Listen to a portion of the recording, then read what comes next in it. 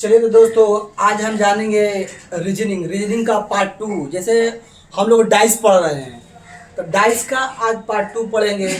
इससे पहले डाइस का जो बेसिक चीज, डाइस कितने टाइप के होते हैं, मतलब पासा कितने टाइप के होते हैं वो जाने थे इससे पहले वीडियो में। हम लोग पहले वीडियो में आज हम जानेंगे पासा का पार्ट टू है ये। मतलब इससे पहले हम लोग जाने थे कि डाइस तीन टाइप के होते हैं, one surface common, two surface common और none surface common. One surface common मतलब एक सतह समान, टू सरफेस कॉमन मतलब दो सतह समान, नन सरफेस कॉमन मतलब कोई सतह समान नहीं। ये हम अपने पहले वीडियो में बताए थे। और वन सरफेस कॉमन में कुछ क्वेश्चन भी आप लोगों को बताए थे। आज उसी के आगे हम लोग पढ़ेंगे वन सरफेस कॉमन में कि वन सरफेस कॉमन होता क्या है। वन सरफेस कॉमन मतलब एक सतह समान, एक डाइस डाइस डाइस को क्या बोलते हैं, मतलब थ्री डायमेंशन, त्रिविमीय आकृति। डाइस को क्या बोलते हैं, त्रिविमीय आकृति। तो वही डाइस को आज हम पूरे डिटेल में जानेंगे। क्वेश्चन किस टाइप के question, railway NTPC, railway group D, UP police, Bihar police, SSC GD में किस टाइप के क्वेश्चन पूछे जाते हैं, उसी टाइप के क्वेश्चन पर आज हम बात करने वाले हैं। तो सबसे पहले हम पहला क्वेश्चन देख लेते हैं डाइस का। जैसे एक ये डाइस हो गया है, एक डाइस में कितने सतह होते हैं, 6 सतह होते हैं। तो हम डाइस को तीन तीन सतह अलग अलग कर लेते हैं, तीन तीन सतह अलग अलग कर लेते हैं।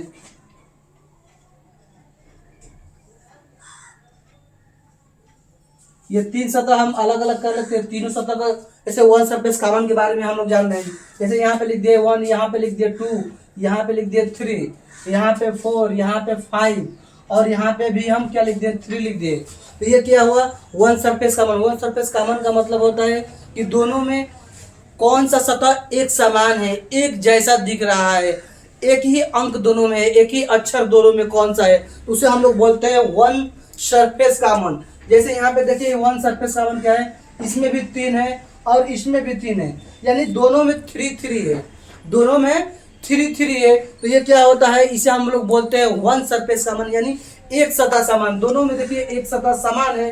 तो एक सतह समान में अगर बोल दे कि अपोजिट सरफेस, एक दूसरे का अपोजिट सरफेस क्या होला, मतलब विपरीत सतह। देखिए बोल दे अपोजिट, मतलब अपोजिट सरफेस। अपोजिट सरफेस मतलब क्या होता है, विपरीत सतह। क्या होता है, विपरीत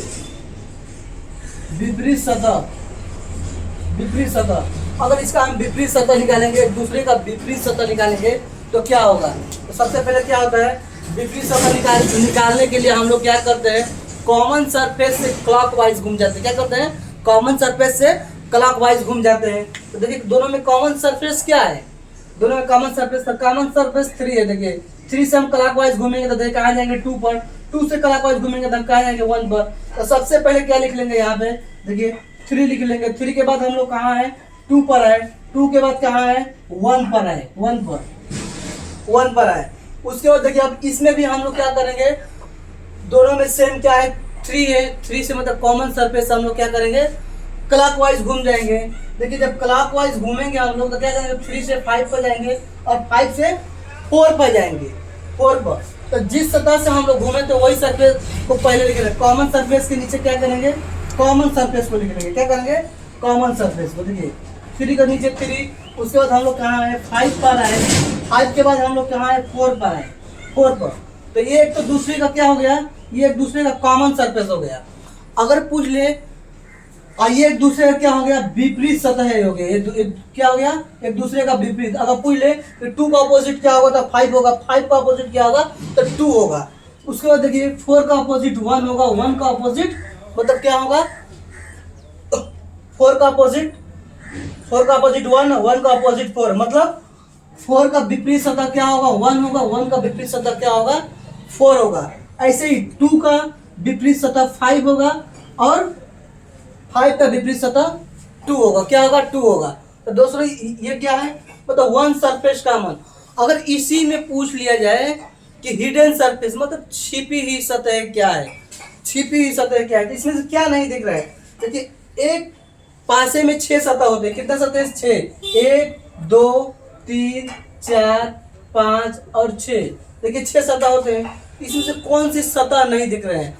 अगर पूछ ले कि छिपी हुई सतह है, मतलब छिपी हुई सतह क्या होती है? देखिए छिपी हुई सतह, छिपी हुई सतह मतलब छिपी हुई सतह क्या होती है? जैसे हम फ्रंट पर दिख रहे हैं ना, फ्रंट का हमारे सामने पीछे क्या है, ये बैक जो हमारा हो गया वो छिपी हुई सतह होता है। मतलब जो सतह हम लोग को नहीं दिख रहा है, जैसे फ्रंट का सतह हम लोग को दिख रहा है ना, तो ये हो गया हमारा फ्रंट सरफेस हो गया। मतलब इसका अपोजिट जो होता है पीछे का साइड, वो क्या होता है? छिपी हुई सतह हो गया। तो यहाँ पे छिपी हुई सतह अगर हम लोग लिखेंगे, देखिए छिपी हुई सतह, तो क्या लिखेंगे? 6 लिख लेंगे। क्या लिख लेंगे? 6 लिख लेंगे। छिपी हुई सतह 6। जो कॉमन सरफेस का हिडन सरफेस क्या होता है? देखिए एक दूसरे का कॉमन है, अगर इसका अपोजिट हम लोग देखेंगे ना, कॉमन सरफेस का अपोजिट, तो छिपी हुई सतह यानी हिडन सरफेस क्या होता है? जो हिडन सरफेस होता है वो होता है इसका कॉमन सरफेस का अपोजिट होता है। इसका जो विपरीत होगा क्या होगा? 6 होगा। क्या होगा? इसका विपरीत 6 होगा।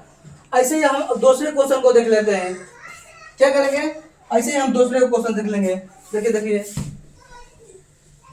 जैसे इसी में दे दिया, देखिए इसी में दे दिया। अगर देखिए यहाँ पे हम 2 सतह और बना लेते हैं। देखिए दो अब और बना लेते हैं डाइस। एक डाइस ये बना लेते हैं और दूसरा डाइस यहाँ पे बना लेते हैं। देखिए यहाँ पे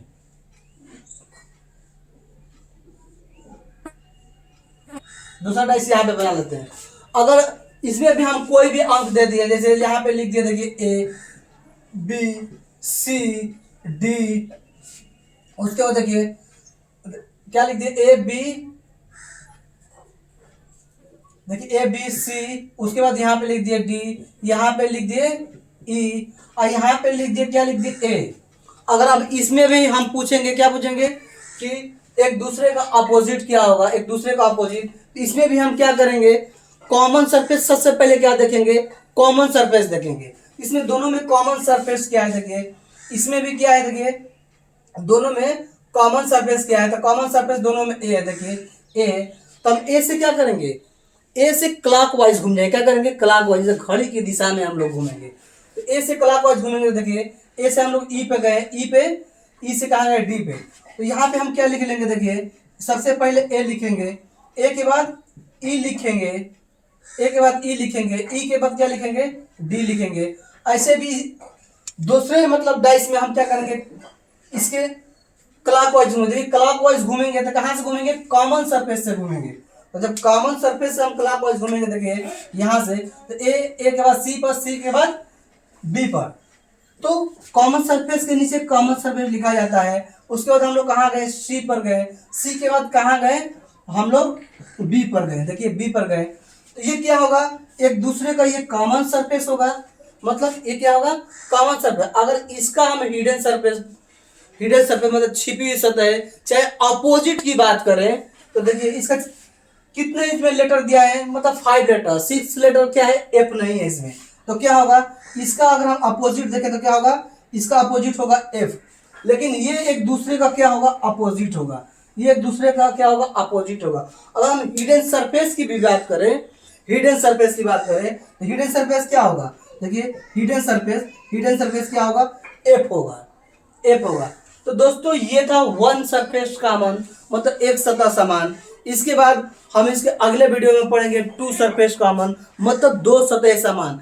ऐसे ही छोटे छोटे वीडियो करके हम लोग पूरे रीजनिंग को डिटेल में और चैप्टर वाइज पढ़ेंगे। एक एक चैप्टर वाइज धीरे धीरे हम लोग पढ़ लेंगे। ऐसे ही question railway group D, NTPC, UP police, Bihar police, UPSI, Bihar SI, चाहे कोई भी कॉम्पिटेटिव एग्जाम हो, चाहे एसएससी जीडी हो, तो इसमें इस टाइप के क्वेश्चन पूछे जाते हैं। तो दोस्तों जितने भी सब्जेक्ट है, चाहे वो रीजनिंग हुआ, चाहे वो हिंदी व्याकरण हुआ, चाहे वो हिस्ट्री हुआ, चाहे वो ज्योग्राफी हुआ, कोई भी सब्जेक्ट हो, हम अपने यूट्यूब चैनल पर डिटेल में पढ़ेंगे। दोस्तों आज के लिए इतना ही रहने देते हैं। जय हिंद, जय भारत।